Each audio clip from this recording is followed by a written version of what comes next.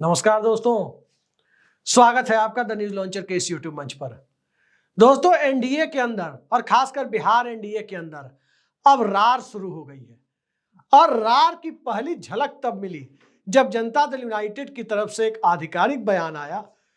प्रदेश अध्यक्ष का बयान, प्रदेश अध्यक्ष के बयान को या प्रवक्ता के बयान को आमतौर पर आधिकारिक बयान ही माना जाता है। तो वो आधिकारिक बयान आया कि जेडीयू बिहार एनडीए में बड़े भाई की भूमिका में थी, है और रहेगी। और ये बयान भारतीय जनता पार्टी की 2019, 2020 और 2024 की उस पोजीशन को सीधे सीधे धत्ता बताने वाली है, जिस पोजीशन को लेकर भारतीय जनता पार्टी और जेडीयू 2 लोकसभा और 1 विधानसभा यानी लगातार 3 चुनाव लड़ चुकी है। 2 लोकसभा चुनाव में बराबरी का, 1 लोकसभा और 1 विधानसभा चुनाव में बराबरी का समझौता, 17 सीटें और 122 121 यानी लगभग बराबरी का विधानसभा का समझौता।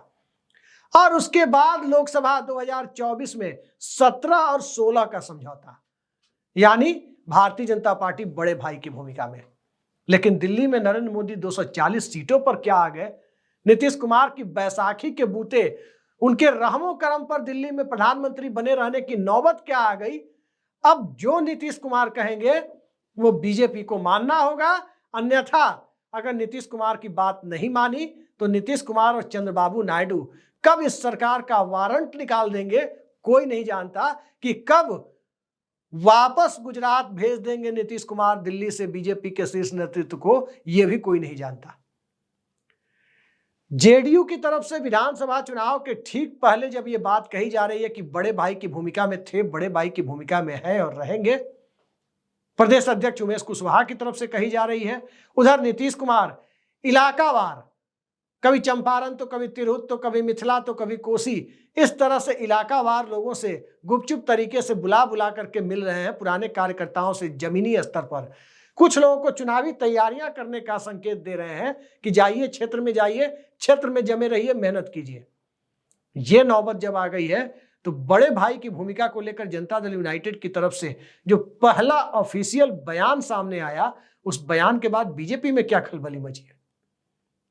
2020 का विधानसभा चुनाव सबको याद होगा, जब जनता दल यूनाइटेड ने 122 सीटें ली, भाजपा ने 121 सीटें ली, बीजेपी अड़ गई कि बराबरी का समझौता होगा, नहीं तो अलग अलग लड़ेंगे। उस वक्त नीतीश कुमार के पास चारा नहीं था, उस वक्त नीतीश कुमार को मजबूर होकर इसे स्वीकार करना पड़ा। नतीजा यह हुआ कि चिराग मॉडल भी हुआ और चिराग मॉडल और बराबरी के समझौते के बीच बीजेपी को बहुत नुकसान तो नहीं हुआ, जेडीयू को नुकसान जरूर हो गया। हाँ, बीजेपी ने अपने जो 121 सीटें ली थी उसमें 11 सीटें मुकेश सहनी की पार्टी को दी थी। यह अलग बात है कि उनके सभी एमएलए को अपनी पार्टी में शामिल करवा लिया। जेडीयू ने अपने कोटे से 122 सीटें ली थी, उसमें से 115 पर लड़ी और 7 सीटें जीतन राम मांझी को दी थी। अब की परिस्थिति जब यह दिखाई दे रही है कि जनता दल यूनाइटेड के दोनों हाथों में लड्डू है, राष्ट्रीय जनता दल से बहुत ज्यादा विरोध नहीं दिख रहा है कि नीतीश कुमार के चेहरे पर लड़ा जाए, क्योंकि लोकसभा चुनाव का नतीजा यह साफ कहता है कि अभी भी जनमत विधानसभा चुनाव में उसी गठबंधन के साथ होगा जिस गठबंधन में चेहरा नीतीश कुमार का लगा होगा। और जनमत जब उस गठबंधन के साथ होगा तो फिर राष्ट्रीय जनता दल के लोग विपक्षी बेंचों पर बैठने की बजाय सत्ता पक्ष की बेंचों पर बैठे, ये अकुलाहट उधर भी है। यात्रा तेजस्वी यादव की हो रही है, लेकिन यात्रा में वो गर्मी नहीं है, यात्रा में नीतीश कुमार के खिलाफ वो तेवर नहीं है जो आमतौर पर विपक्षी दल के नेता का या मुख्य विपक्षी नेता का सत्ता पक्ष के नेता के खिलाफ होता है, जो लोकतांत्रिक रूप से होता है। तेवर तो भारतीय जनता पार्टी के खिलाफ गर्म है तेजस्वी यादव के। बीच बीच में एक आध बयान जब मीडिया झेपने पर मजबूर कर देता है कि नीतीश कुमार के ऊपर वो बोलते नहीं है, तो किसी को कोई शको शुबा ना हो इसके लिए वो दे देते हैं। लेकिन आमतौर पर गरम तो भारतीय जनता पार्टी के खिलाफ तेजस्वी यादव होते हैं।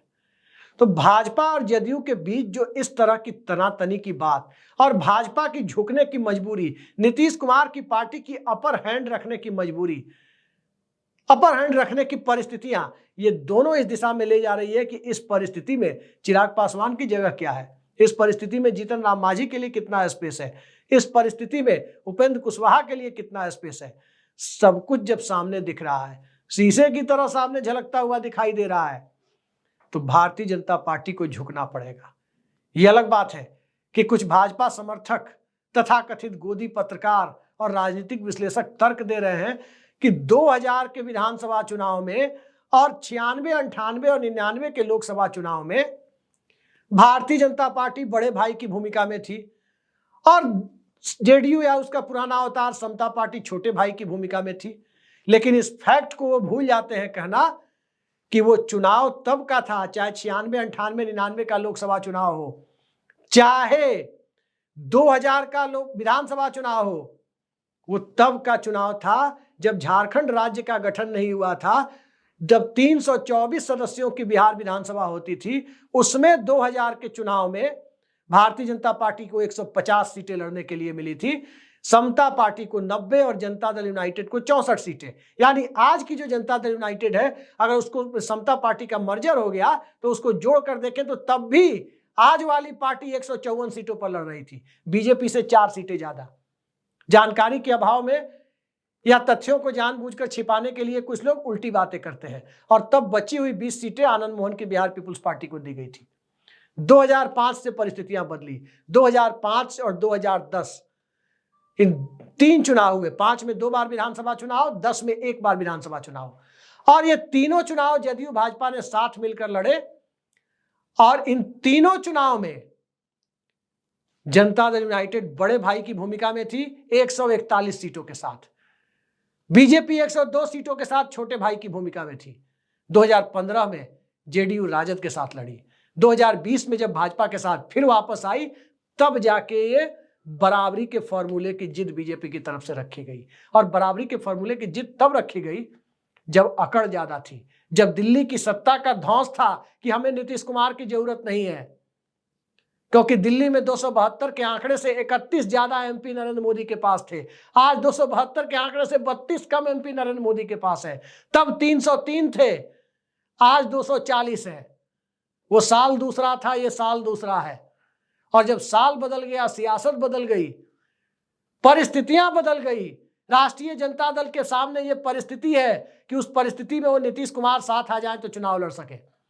भाजपा के सामने वो परिस्थिति नहीं है कि नीतीश कुमार साथ छोड़ दे तो न सिर्फ चुनाव में घाटा बल्कि दिल्ली की सत्ता भी यदि नीतीश नायडू दोनों साथ छोड़ दे तो सीधे सीधे इंडिया गठबंधन की सरकार बनाने की स्थिति केंद्र में।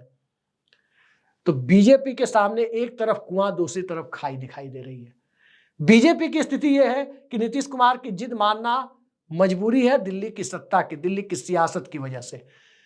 नीतीश कुमार की मजबूरी यह है कि भारतीय जनता पार्टी के साथ रहकर चुनाव लड़ते हैं तो 130, 135, 140 सीटों पर दावेदारी ठोकी जा सकती है, क्योंकि लोहा गर्म है और हथौड़ा चलाने की देर है। लोहा इसलिए गर्म है क्योंकि दिल्ली की सत्ता मजबूर है। राष्ट्रीय जनता दल के साथ जाने में उन्हें पता है कि उन्हें 100 के करीब सीटें ही मिलेगी। हाँ, ये अलग बात है कि इतना विशाल वोट बैंक होगा जिस वोट बैंक के सहारे स्ट्राइक रेट जबरदस्त होगा। और इसी संतुलन को साधने के लिए अंत में चुनाव किसके साथ लड़े ये मैं भी नहीं बता सकता कि नीतीश कुमार किसके साथ चुनाव लड़ेंगे। ये जनता दल यूनाइटेड के कोई नेता भी नहीं बता सकते सिवाय नीतीश कुमार के कि वो चुनाव किसके साथ लड़ेंगे। जिस तरह से आप देख रहे हैं कि पहले ईडी की एंट्री हुई, गब्बू सिंह, कारू सिंह जैसे नाम जो जेडीयू नेताओं के कथित तौर पर करीबी या रिश्तेदार हैं, जेडीयू के एमएलसी रहे राधाचरण सेठ के ऊपर ईडी की कार्रवाई। फिर उसके बाद की परिस्थितियों को और आज की परिस्थितियों को देखें तो जेडीयू के एक पूर्व एमएलसी के खिलाफ नेशनल इन्वेस्टिगेटिंग एजेंसी एनआईए की जांच शुरू हो गई। आज एनआईए की रेड वहां पर हो गई तो आप अंदाजा लगा सकते हैं कि जदयू और भाजपा के संबंधों में कितनी खींचातानी है, कौन किसको दबा कर रखना चाहता है। और जब दबा के रखने की सियासत इस लेवल पे पहुंच जाती है तो महाराष्ट्र चुनाव तक ही कोई इंतजार कर सकता है। उसके बाद की परिस्थितियों में या तो नीतीश कुमार की बार्गेनिंग पावर बढ़ेगी या फिर नीतीश कुमार और भारतीय जनता पार्टी का रिश्ता टूटेगा। और उसकी पहली झलक प्रदेश अध्यक्ष उमेश कुशवाहा का बयान और उसके साथ साथ नीतीश कुमार का मौन रहकर पूरे बिहार के अलग अलग हिस्सों का लगभग प्रतिदिन का दौरा, ये दोनों परिस्थितियां साफ कर रही है कि अब शासन में निचले स्तर पर, ब्लॉक लेवल पे, लोअर ब्यूरोक्रेसी में जितना करप्शन भरा हुआ हो, हालांकि अपर ब्यूरोक्रेसी भी इससे मुक्त नहीं है क्योंकि ईडी के छापे तो अपर ब्यूरोक्रेट्स के पास ही पड़ रहे हैं, उन्हीं के ऊपर पड़ रहे हैं। तो चाहे शासन प्रशासन में जितना भ्रष्टाचार व्याप्त हो, नीतीश कुमार अपनी उजली कमीज और उस उजली कमीज से कहीं ज्यादा कि सामने वाले की कमीज हमसे ज्यादा गंदी है, उनकी तुलना में हमारी कमीज ज्यादा साफ है। एक तरफ जब वो राजद के साथ होंगे तो फिर सांप्रदायिकता वाली कमीज पर अटैक करेंगे, एक तरफ जब वो भाजपा के साथ चुनाव लड़ेंगे तो भ्रष्टाचार वाली कमीज पर अटैक करेंगे। और इस सियासत के बीच जो सहूलियत का दांव है, नरेंद्र मोदी की सरकार को बहुमत का नहीं मिलना, अल्पमत की सरकार बनाना, नीतीश कुमार और नायडू जैसों की, एकनाथ शिंदे जैसों की बैसाखियों पर सरकार बनाना, यह नीतीश कुमार की सियासत के लिए एक आदर्श परिस्थिति का निर्माण कर रहा है।